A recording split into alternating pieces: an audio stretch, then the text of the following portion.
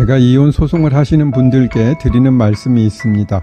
지금 이혼율이 엄청 높고 옛날처럼 만족스럽지 않은 혼인 생활을 정말 힘들게 참고 사는 사람은 많지 않습니다. 따라서 이혼을 하는 게 자랑은 아니지만 그렇다고 창피하다고 꼭꼭 숨길 일은 아니라는 점을 강조드리고 있습니다. 그리고 마음을 좀 편하게 해야지 조바심을 내고 빨리 사건을 해결하려고 하면 결국 본인만 스트레스를 받고 잘못하면 건강을 잃게 되는 일도 있는데, 만약 건강을 잃게 되면 소송에서 이기더라도 그 효과가 반감되는 것이니 꼭 건강 챙기셔야 한다고 설명드리고 있어요. 이 부분은 꼭 유념해 주셨으면 합니다. 물론 다른 소송도 마찬가지지만 이혼 소송이 더욱 그렇기는 해요.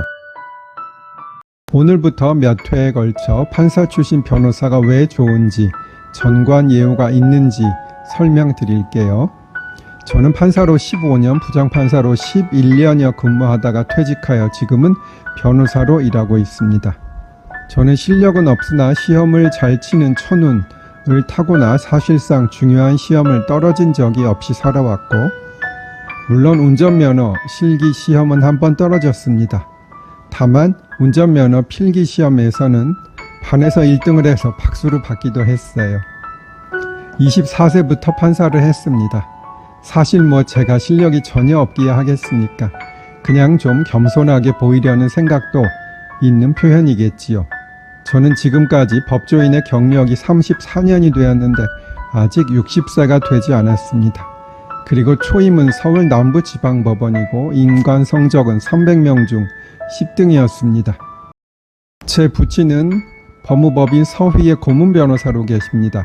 제 부친은 1934년생이시고 저는 1965년생인데 나이가 31년 차이고 대학교 입학과 졸업도 31년 차이이며 저와 부친 다 서울대학교 법과대학을 졸업했습니다. 시험 합격도 31년 차이입니다. 부친은 고등고시 사법과, 저는 사법시험에 각 합격했지요. 물론 2대 법조인이 그렇게 대단한 것이냐고 하시는 분들도 있으시겠지만 사실 아주 드물지는 않으나 그렇다고 아주 많지는 않습니다. 판사 사위를 보는 법조인은 많으나 판사 자녀가 판사가 되는 경우는 그리 흔하지는 않거든요.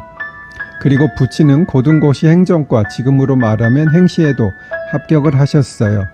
솔직히 어떻게 보면 실제 행정공무원이 될 것도 아닌데 다른 사람의 자리 하나를 뺏은 면이 없지는 않지요. 판사 출신 변호사를 선임할 필요가 있는 사건에 대해 설명드립니다. 정말로 누가 해도 다 잘할 수 있는 간단한 사건은 판사 출신 변호사를 선임할 필요가 없습니다. 물론 변호사도 필요 없을 정도로 쉬운 사건도 있습니다만 그런 사건은 사실 많지 않고요.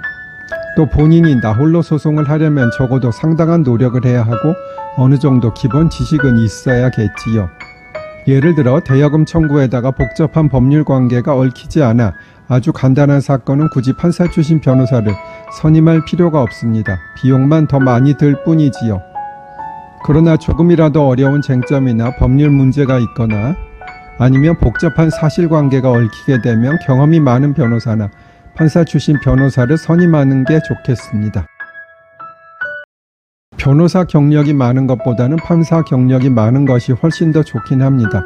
그 이유는 두 가지예요. 첫째, 변호사는 아무리 사건을 많이 담당한다 해도 50건 정도가 거의 한도입니다. 그러나 판사는 400건까지도 담당할 수 있습니다. 변호사의 역할과 판사의 역할이 다르기 때문이지요.